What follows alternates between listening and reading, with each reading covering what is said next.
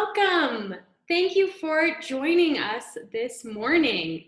I'm Meredith Badler. I'm the program director at the CBCA, Colorado Business Committee for the Arts.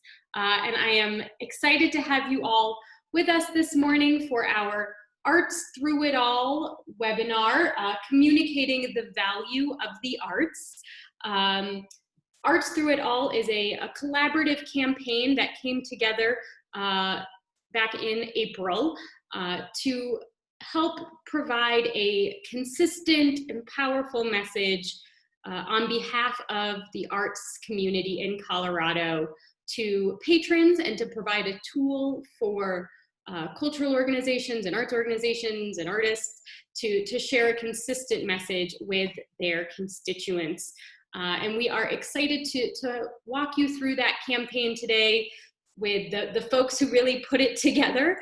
There are some wonderful tools in this Arts Through It All initiative, and we want to make sure you all know how best to leverage it and use it for your own communications. So with us today to go through that, we have Martha Peck and Suzette McKinnon from Launch, as well as Ilana Rubin and Delaney Smith from Resnicow and Associates.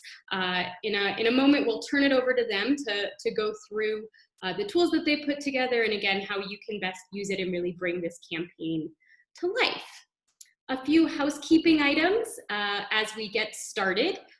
This presentation is being shown on the Zoom webinar platform. So all of you watching live at home, you are muted and your camera's turned off, but we do want to hear from you. And there are two primary ways that you can share your questions or thoughts with our presenters today. You can use the chat feature, which is available on the bottom of your screen. You can chat to either all panelists, which just us presenters will see, or you can share it with everyone in attendance.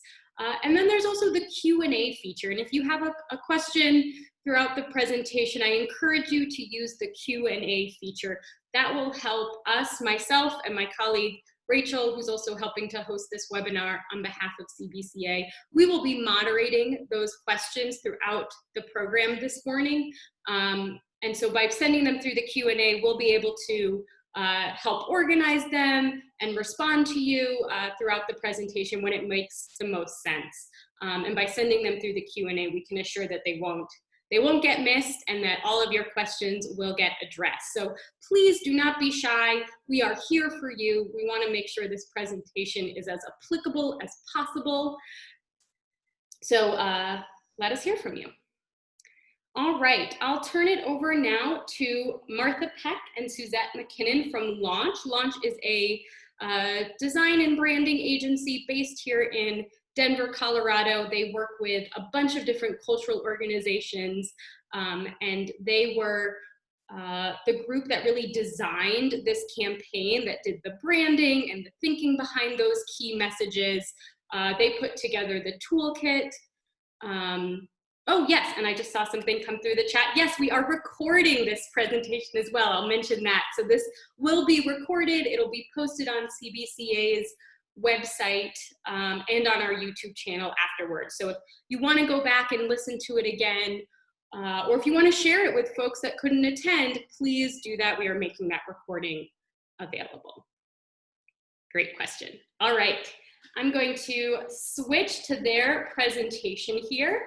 And that's it. Suzette and Martha, take it away. Hi, everybody. Thank you for joining us. And I'm Martha Peck. I'm a creative director and owner of Launch. And we appreciate your involvement today and joining us. And I just want to say thank you for all that your organization does, for continuing to bring beauty and joy into the world at such a difficult and challenging time for us. And when we created this theme, Arts Through It All, we didn't really know how big all was going to be. There's a lot of chapters of all going on. So thank you for all that you're doing to continue to bring culture, arts, joy, and beauty into the world. I'll just go over briefly some of the campaign goals. When we developed this campaign, we wanted to assist you to rally support with your constituencies, to offer up a platform for you to ask for support, and to remind your patrons that you can definitely use their help right now.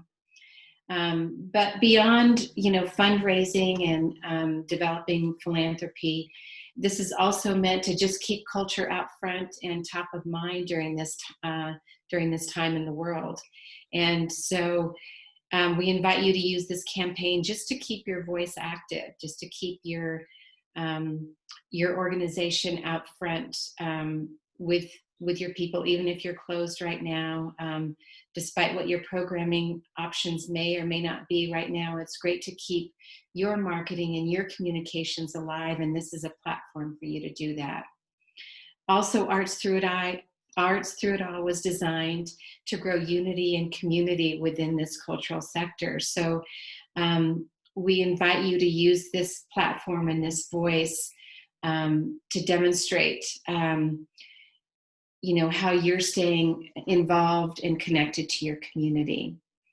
So we can advance to the next slide and we'll show you the elements. This is the main message graphic, and then my partner Suzette will take you through all of the elements that you will find in the toolkit.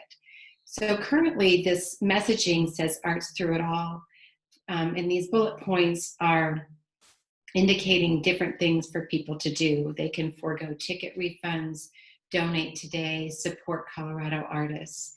And Suzette will talk you through some of the campaign elements and how flexible this is. You may want to change the order of these bullet points, and that's all doable within this template. So that's the thing. You're probably already familiar with it if you've looked through the available toolkit online, but we're going to kind of take you through it and let us know if you have any questions about how to use it. So here we go through the materials. Thanks, Martha. If you'll go to the next slide, we have a snapshot of what you'll find in the toolkit. Primarily, we'll start with the brand guide, which really outlines everything that exists in the toolkit. We've done everything in multiple file formats to make it easier for you to use. We have logos and graphics that are all separated, and they're separate elements, so you can build anything you need to with these elements. The message graphic exists as a piece of art, so if you don't have the tools to change and make your own, it's ready right now to be used on your social media platforms or wherever you feel like it makes the most sense. The main font is a Google font that's free. It's included in the toolkit, but you can also go and download it, and there's the information on where to do that. So you can keep a consistent look and feel for this campaign and keep it looking very integrated. A color palette that has multiple colors that you can use, again, to stay in that consistent format and color palette, so you can build on this as you feel your messaging needs to change, or just keep the familiarity going out there. We also have a small library of imagery that's all royalty free that you're welcome to use in any way or any manner. But we've also set up templates, and in the template category we have, if you want to go to the next slide, certain things we've built, and in these templates all the type you can edit, all the imagery you can edit. So we encourage you, if you have imagery you'd like to use, to drop it into these templates. If you don't have things you want to use, everything was also created as just the graphic. So if there are no images that make sense at this time, you can always use this graphic format.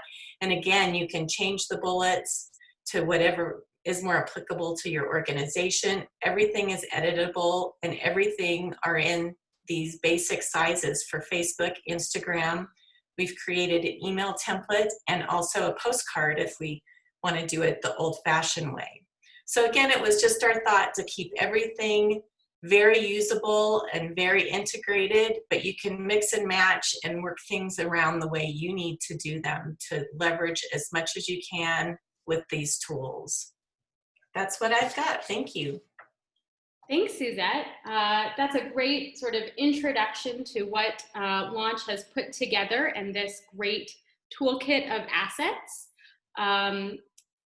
If you have any questions for Suzette and Martha, please feel free to send them through. I'm going to continue to sort of tour through the Arts Through It All platform and how it's being used. And before turning to the website, we thought we'd actually just show you a few examples of how it's being used and then dive there. So actually CBS4 was so excited about what this Arts Through It All campaign was putting out that they did a whole piece on it that we wanted to share with you.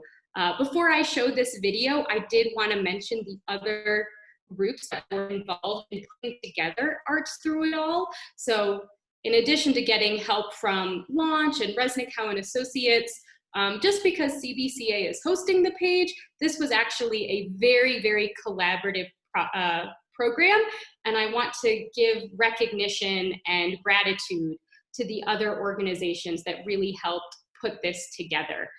So that includes the Bonfils-Stanton Foundation, the SCFD, Scientific and Cultural Facilities District, Colorado Creative Industries, as well as numerous local arts agencies such as Denver Arts and Venues, the City of Boulder's Office of Arts and Culture, Copper, the Cultural Office of the Pikes Peak region, as well as some other supporters that have been connecting with us over the last few weeks, the Creativity Lab of Colorado, Arts for Colorado, Redline.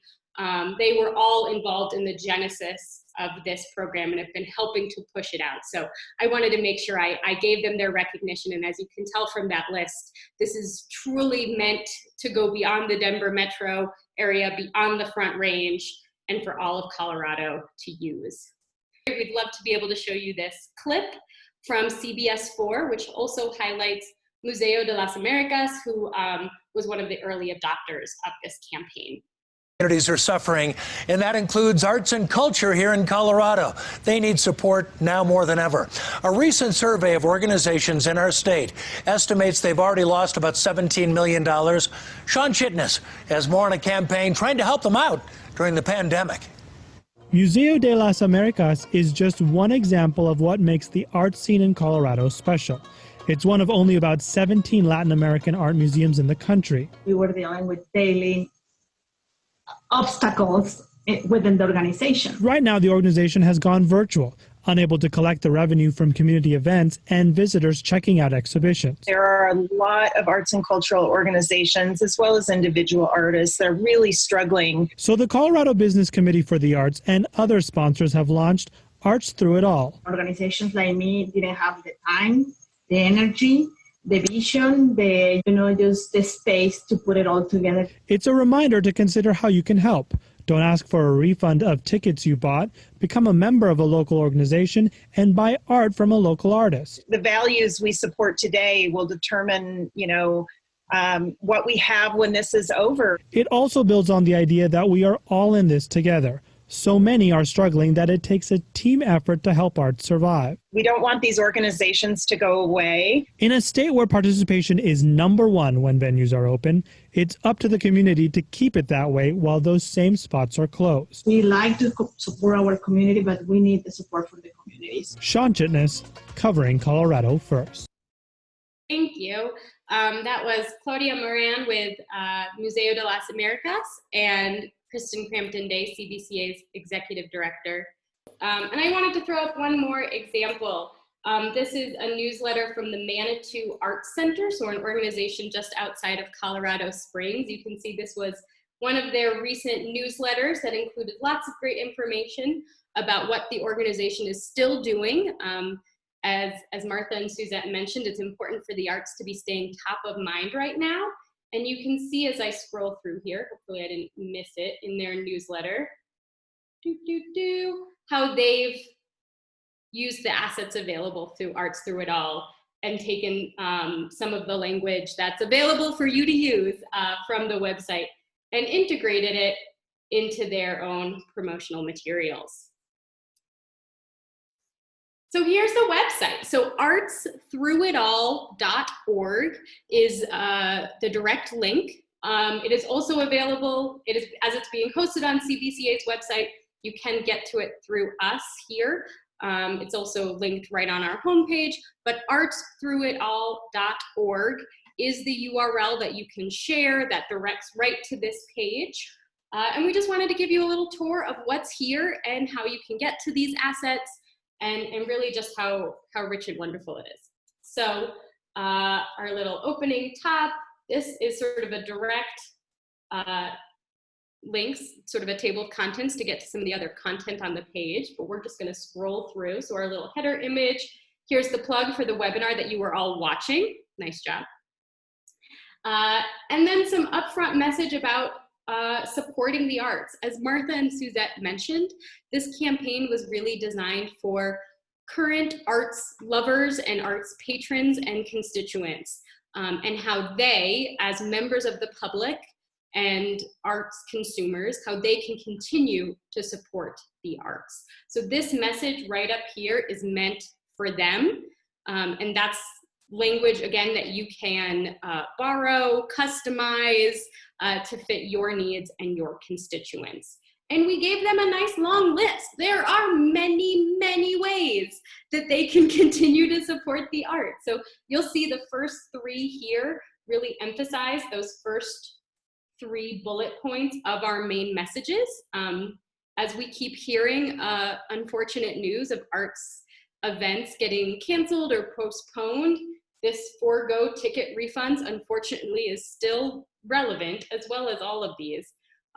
So there's some language there, as well as an ongoing list related to buying memberships or gift certificates, directly purchasing art, supporting creative businesses, hiring artists.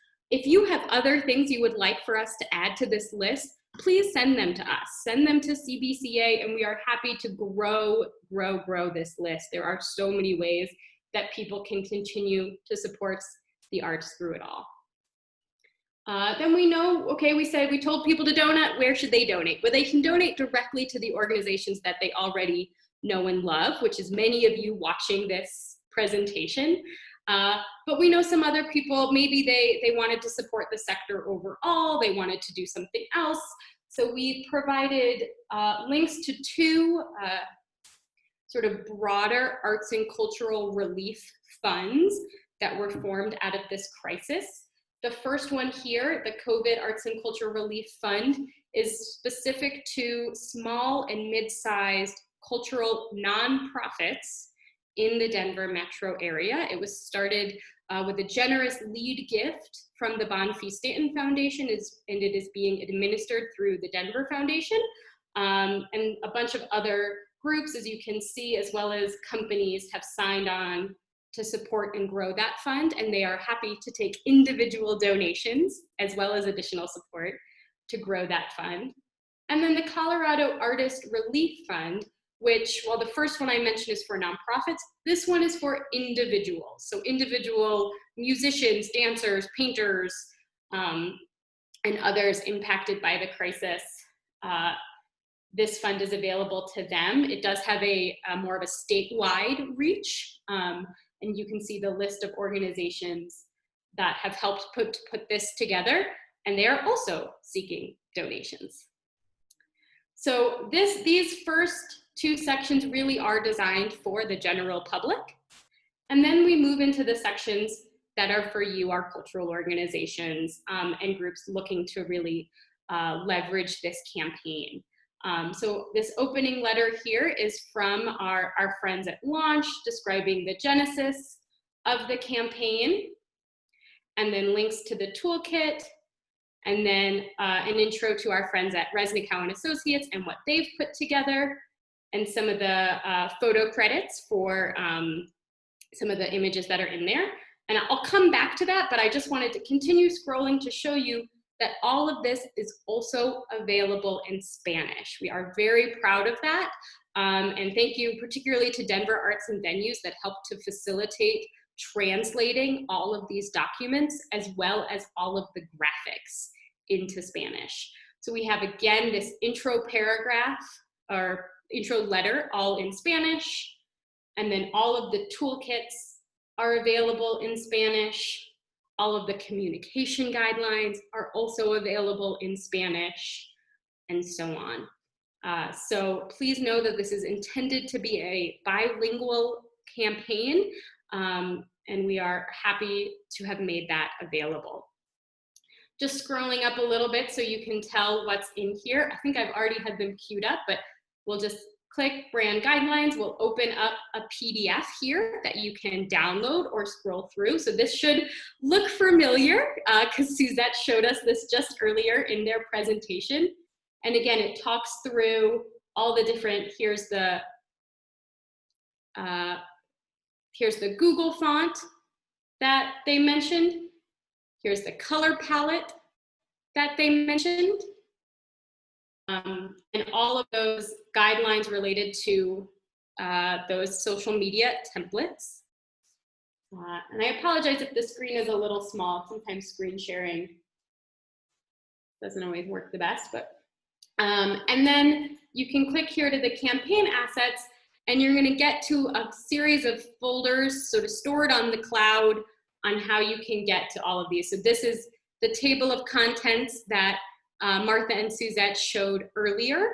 And by clicking on each one of these, you can see all the different graphics, how you can access them, all the different file types. You can download individual items from here. You can download the whole folder and navigate your way through here. So here are some of the templates, such as email headers, Facebook. You can see, again, all the different types. There really is so much here. And again, this was all put together for you to use, to download, and to customize as you see fit. And again, all of these materials are available in English and in Spanish. And that's a good way to transition. I'll just show you where they live, to our friends at Resnicow and Associates, Alana and Delaney. So they have their communication and brand guidelines here. So same thing, you'll be able to click here on our website to look at them, and you can always download them. And these are also available in English and in Spanish.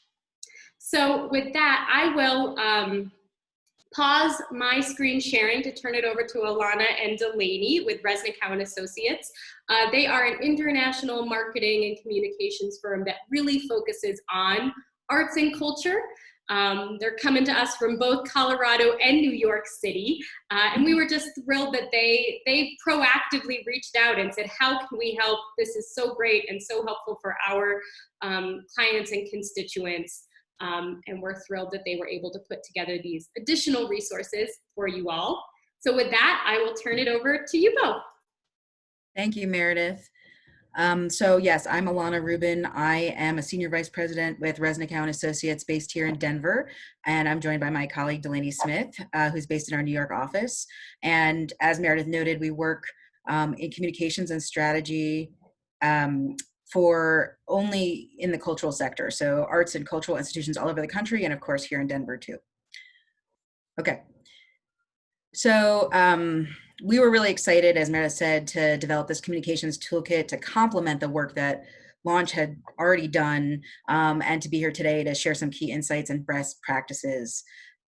Before we start, I just want to note that these materials were obviously designed to address communications in the context of COVID. However, as we all recognize, a lot has changed in the last week alone, and communications may look different for a while. But we know that empathy and compassion are evergreen, and that this campaign can continue to be relevant in the months ahead. So in case you haven't had a chance to look at the website, we just wanted to share a quick overview of the 3 documents that we developed for the toolkit. The first is a set of overarching communications guidelines. The second is best practices for digital platforms. And the third is an FAQ. The last document is really designed to prepare you for how to best address some questions that you might face as you're fundraising and using these assets. For today's presentation, we're mainly focusing on the communications guidelines and the digital best practices, and we'll pull out some key takeaways and some examples as well. So taking a step back, let's talk about why it's important to continue actively communicating right now. Obviously, Launch and Meredith both touched on this, but most institutions are operating really differently, and many of them are still closed. Even though we're starting to see a return to operations, we've entered an ongoing period where people won't be able to experience institutions in the same way as they were used to. So being able to effectively communicate is really essential. What does this look like? Well, first, it's about staying connected. You've invested a lot of resources in building your audiences and your membership and subscriber bases, and you don't want to lose them by going silent. So a simple check-in, a reminder of your ongoing activities, can go a long way towards reiterating your continued value and letting your audiences know that you're still there for them. This is also about sharing updates. Even as many institutions are starting to move towards reopening, you're going to want to share updates on your preparations, your plans, and your programming. And for those of you in the performing arts who may not be able to resume performances and programs for a while longer, your communications are a critical opportunity to share the work that you've been doing and how you've been working with your staff and artists to adapt to the current moment. So demonstrate continued value. I touched on this earlier, but any communication you share is an opportunity to demonstrate your continued value as an organization. This is especially important for organizations with memberships or subscriber models, because those groups want to ensure that they're continuing to provide value, even though they may not be able to access your organization in the way they might be used to. So this could include providing an overview of the steps you're taking, programs you're implementing to remain a source of education and entertainment, and sharing broader sentiments about the power of the arts to provide solace and respite and connection during this time and always. And then finally, certainly very important, generating support. Most, if not all of you, are nonprofits and therefore rely on a variety of revenue streams that have been affected by COVID. And therefore, you're depending on the generosity of your members and donors to carry you through. Whether it's direct appeals or calls to action that are woven into other forms of outreach, your communications allow you to continue to increase these revenue streams by encouraging donations, memberships, and foregoing ticket refunds. We can talk about this in detail a little bit later. So especially for smaller organizations where your staff members are likely wearing many hats right now, it can be tricky to juggle communications on top of everything else. Fortunately, the language and materials offered through Arts Through It All can alleviate some of that workload. And they're particularly effective at achieving the last two communications goals we just discussed in terms of demonstrating continued value and generating support. As it's been noted, Arts Through It All provides messages that reiterate the importance of the arts to Colorado's social and economic vitality and emphasizes the values these organizations have in our communities. It also indicates simple, effective ways that your audiences can support your organization and the arts in Colorado more broadly. So thinking holistically about messaging across any platform, you want to be cognizant and sensitive about the impact that COVID has had on your communities. However, the health crisis does not need to be emphasized in all your communications. People are constantly being inundated with news and language about COVID, which is important, but they're also looking to see concrete solutions, an eye to the future, or even an occasional distraction. So we wanted to share one example. This one comes from the Portland Art Museum that strikes a nice balance and tone between recognizing the circumstances and contextualizing it, but also providing their audiences with an opportunity for joy, healing, and catharsis. So I'm going to turn it over to Delaney to talk about digital best practices. Thank you, Alana. So while everything that Alana just described about these broader overarching communication strategies, that's also going to apply to your organization's digital platforms, but I'm going to quickly walk you through some best practices that are tailored specifically for the digital realm, focusing primarily on social media. So first and foremost, as more and more has been transitioned online over these past couple of months, there's been this overload of content across all digital platforms. And as a result, people are starting to feel a little fatigued of online content. And it's become increasingly important to cut through all that noise by putting out unique, high quality content that is directly relevant to your mission and work as an organization. So in essence, it's better to be putting out 2 really great high impact posts a week than to be posting something every single day just to fill the space. The second point about consistency is just as important as the first. With so much in flux lately, as I'm sure you're all feeling, people are looking for some sense of regularity. So you want to try and aim for consistency in all of your communications, whether that's your social media channels or your emails, so people know what to expect from you and when. It may be useful for your organization to try and set a regular schedule and try and stick to it. So for instance, you may choose to send out bi-weekly newsletters or post on your Instagram on Mondays, Wednesdays, and Fridays. You may need to adjust the days or the times that you're sending out or posting content based on the engagement metrics that you're seeing. So if you have the capabilities to keep track of that, that's something that you may want to keep an eye on. So I want to talk about this Museum Mondays newsletter from the Dallas Museum of Art, because I think it's a particularly great example of consistency, not only in terms of frequency and schedule, as you could probably guess, these go out every single Monday, but also in terms of look and feel. So week after week, receivers of this newsletter are seeing the same layout, they're seeing the same type of content. And this kind of consistency in visuals and messaging is something that you should also try to strive for. And luckily, the Arts Through It All templates are one really simple way of achieving that. As you build out the content that you're sharing, you may also want to establish a schedule on your social platforms where you're designating specific content types for certain days and perhaps certain times as well. So this example here is from the Contemporary Arts Center in Cincinnati, which has launched a series of Instagram stories where they're sharing art making activities for kids and for young adults. And they're posting these every Thursday at the same exact times, which lets their audiences know what to tune in for and when, and really helps them just to build a more engaged following.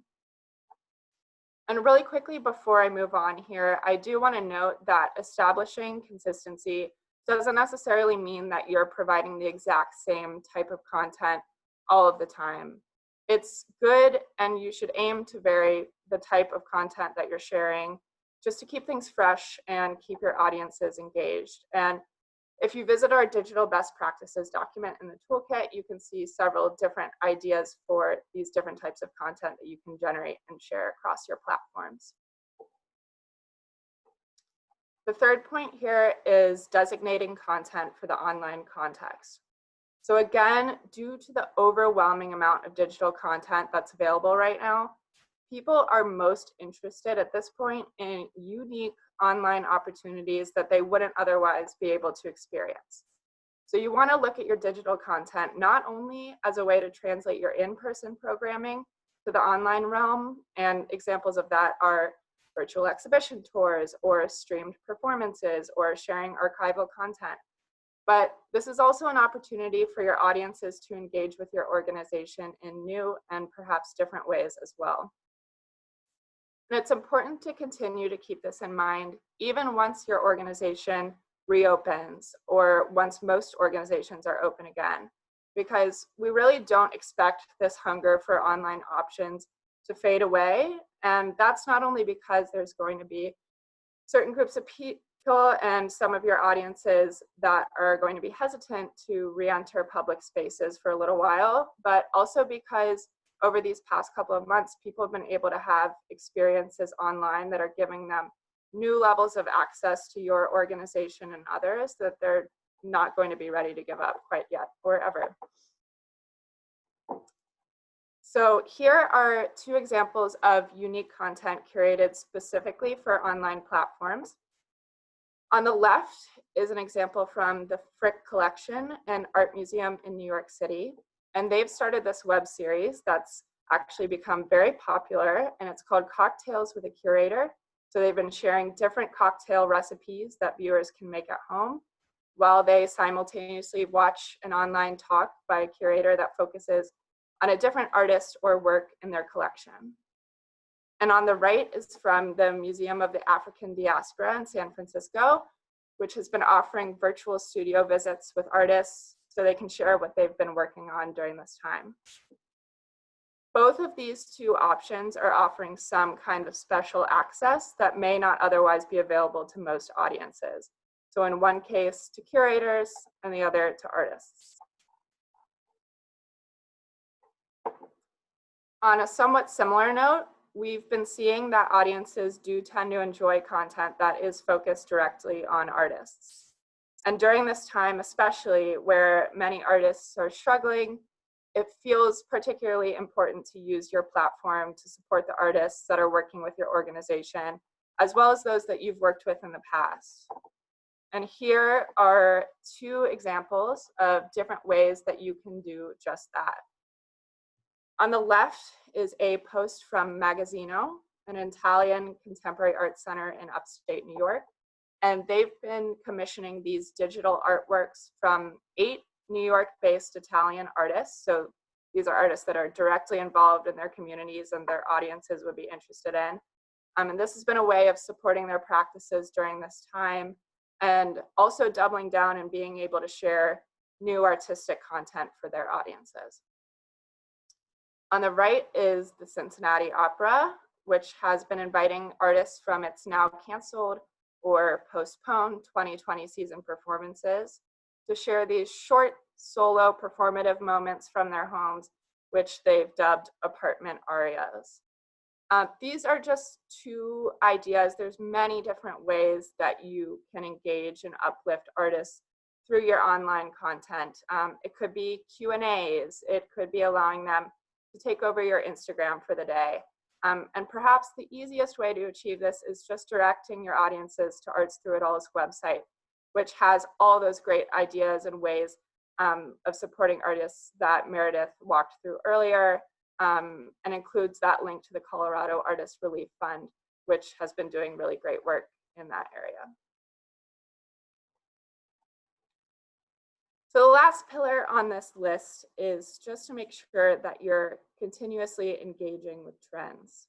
So utilizing prominent hashtags and participating in larger social media trends can amplify your content and raise visibility for your organization. And in doing so can also help you grow some new audiences. So you can of course use that Arts Through It All hashtag on most, if not all of your posts, but some other widely used hashtags across the art world right now include Museum from Home, Moment of Zen, Art Can Help, and more. And we've included a larger list of these in the digital best practices document, so you can of course reference that as well. But there's also some more niche arts and culture trends that have been circulating on social media.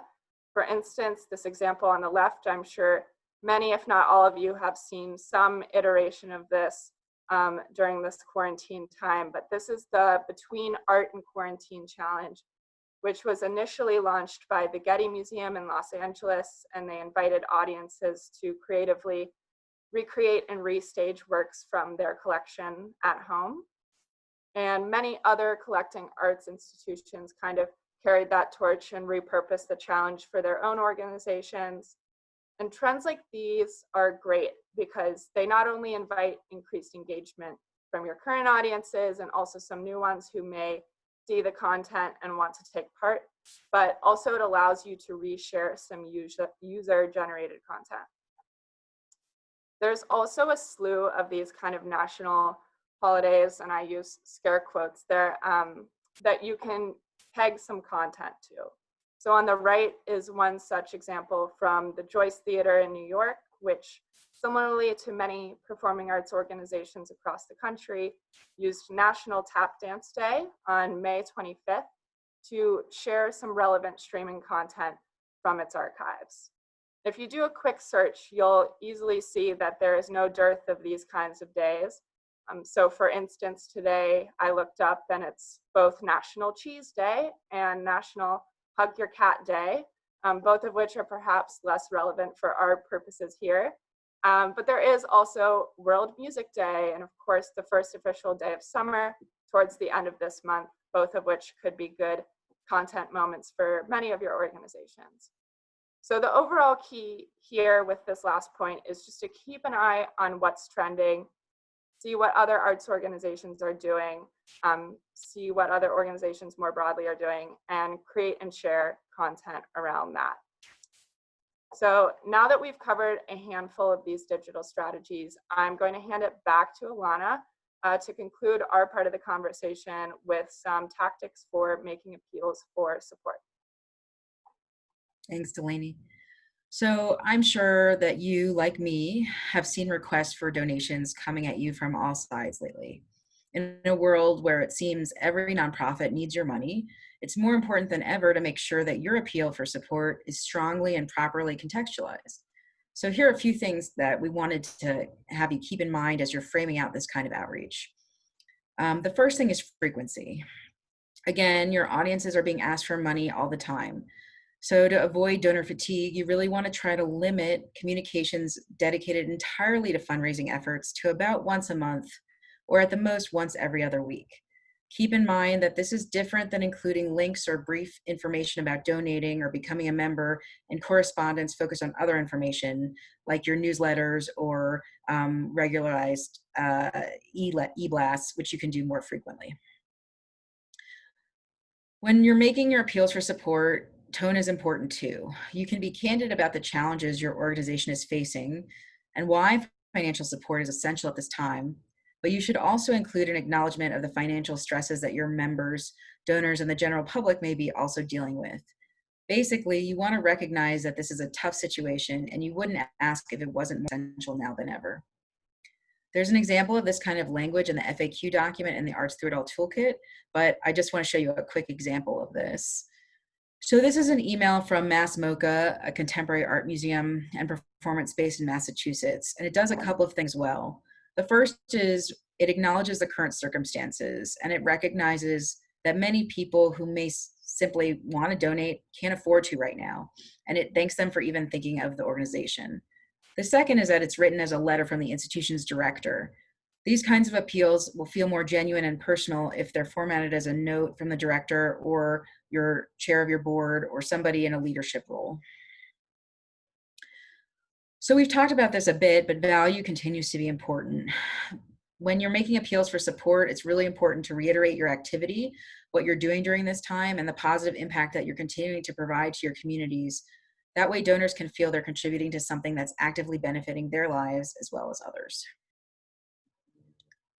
Here's one example of a Giving Tuesday post from the Park Avenue Armory, a multidisciplinary arts center in New York City. And they did a nice job of framing their appeal. And in addition to asking for people to give money, they're reiterating the ways they've been active during the closure, and they're pointing at what the money will go towards. For example, providing arts education opportunities for students in the community and continuing to create experiences for their audiences. The main takeaway here is that any mass appeal for support, you want to make a case for your organization in the same way you would in an individual ask. The more compelling the case is, the higher the likelihood that it will succeed. So how do you use Arts Through It All? It provides strong templates and messaging that you can use to bolster your organization's appeals. Adding your own visuals will make them especially impactful for the people that know and love your institution. When you use these assets, you can redirect your audiences to fund your organization directly or to support artists and organizations in the state. The materials point to and expand the ways that people can help you in the arts at the same time. If you integrate these assets in your regular communications, not just those solely dedicated to fundraising efforts, it also allows for a more subtle and consistent way to advocate for support for your organization and Colorado's arts more broadly. So we just want to conclude by saying that Arts Through It All is really about fostering a grassroots appreciation for the arts and reminding people of the role that the arts play in their daily lives and in their communities. We are all part of a vibrant community here in Colorado, and the arts are part of what's led to the state's exponential growth over the past decade. Arts Through It All reminds people of that and reiterates that your organizations are going to be there for them through all of this. Hopefully, using this campaign effectively will uplift not only your organization, but the entire Colorado arts community. So I think with that, we're available to take your questions. Thank you guys so much. That was incredibly helpful. It looks like we have a few questions coming in. I just want to address, someone had mentioned sort of earlier in the chat, all of the new forms of arts content that's coming out. And I was remiss in showing on our screen share of the Arts Through It All page, CBCA is also compiling a very, very long list of virtual arts and cultural experiences. So I think you guys, Alana and Delaney, gave a few examples of some of those innovative things that organizations are doing. And CBCA is trying to compile those as best we can and linking those on the Arts Through It All page for the general public to see and enjoy. So if you watching at home are doing one of those things, or providing at-home content or virtual content, please make sure we know about it so we can share it. And I did want to sort of frame that as a question, actually, of in terms of consistency. A lot of organizations, they're still asking for support for when they can come back, but they're also doing new and different things now. And if that presents any challenges or opportunities in terms of their messaging. Is that a question for us or for? Yeah, for you guys. Yeah. Okay. Yeah. I mean, I think that, they're not mutually exclusive, right? I mean, I think that showing that you can innovate and how you're adapting during this time is really critical. And that can lead to people wanting to support your organization further as they see that you're taking advantage. We've seen a lot of our clients use this forced closure as a period to kind of rethink the way that they do things. And it's not that they're making huge sweeping changes, but it's allowing them to have the kinds of conversations they've not had the time to pursue otherwise, because everything is always going at such a frenetic pace. And I think that if there's a way for you to communicate to your audiences about the ways that you've adapted and innovated, while also underlying that, making the case for why you need their continued support now more than ever, they really do go hand in hand. And we have another question that came in through the chat, and it's quite long, and I think it's I want to make sure it's well captured. So if it's okay, I'm just going to read the whole thing. So at the beginning of the lockdown, some were pointing out that people were turning to the arts actually in unprecedented numbers, such as the free nightly Met Opera streams, which is a great example. Is this an opportunity to add messaging about the so often overlooked role of the arts in improving the quality of what we watch on our computers and the media every day, and how much we are dependent on substantial levels of contributed income to maintain that quality? It's a big question. And any of you all, I think Suzette and Martha have popped back on, can address that.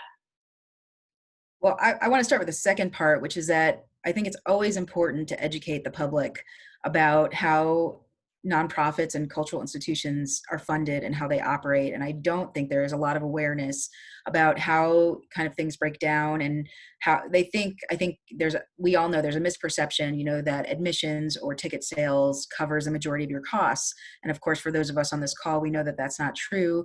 In Colorado, we're especially lucky to have something like SCFD, which, doesn't exist in most other parts of the country, which provides incredible funding to cultural organizations, but still is not enough to bridge that gap. So I do think if there's an education campaign to be done in terms of messaging about why the arts need your money, I think that's valid messaging that is worth putting out there and that can be pursued.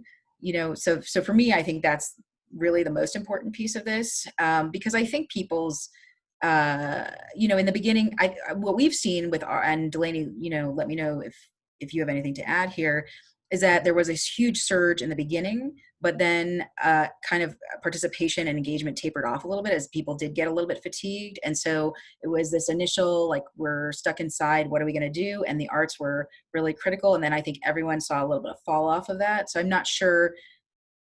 I think we have to be, thoughtful about how that first piece of the message gets integrated.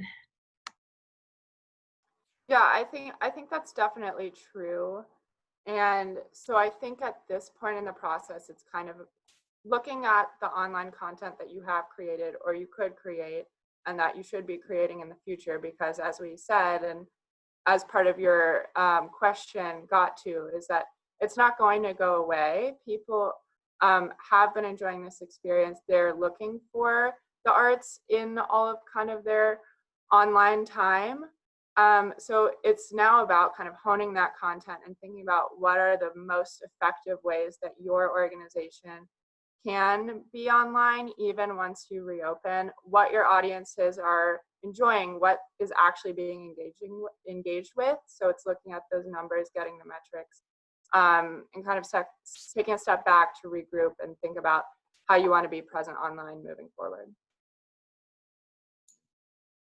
Thank you. Great answers. I have one more question, and feel free, those watching at home, we have a few minutes left, so if you have anything else to add, please send it through.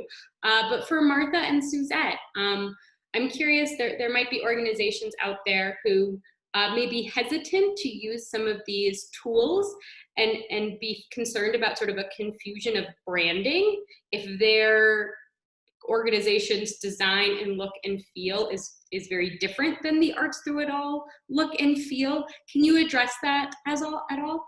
Sure. This is Martha again. And I would just say that, as we've been talking about this, it's both, it's a blend of consistency and innovation, that we are in this world where we're presenting new things that haven't been seen from our organizations yet. And so this is a fresh new moment if you're using this, but it doesn't particularly represent the color palette or the imagery of your organization specifically. It's a fresh moment in time, but also when you integrate it into your materials, like an e-blast or something like that, it becomes, a content bucket within your brand. So I wouldn't worry about it being a clash or, inconsistent. I would just say this is part of our communications tool at this moment. And I also just would reiterate too that this is the times that we're in right now are really challenging us to be fluid with our brands and organic with our brands, to let the rules of, holding on tight to what was done in the past sort of let go and let your brand breathe and take in these new opportunities and let them express and innovate and, customize as you need to make it feel more part of your brand. So use all of this for your highest good, for your best opportunities. And I would say just go for it and be out there.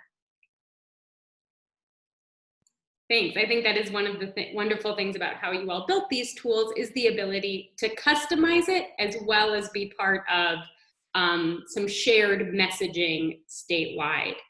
We have two more questions, and I want to make sure with our last minutes here we can address them both. The first one here is actually from an individual artist who's watching and is wondering about how to sort of share maybe a more personal narrative about how the epidemic is affecting, I think it's a him, through this time in his work, and any advice about using something like Instagram or social media to tell that type of story. I'm happy to jump in on that, but Alana, please feel free to add in if you'd like.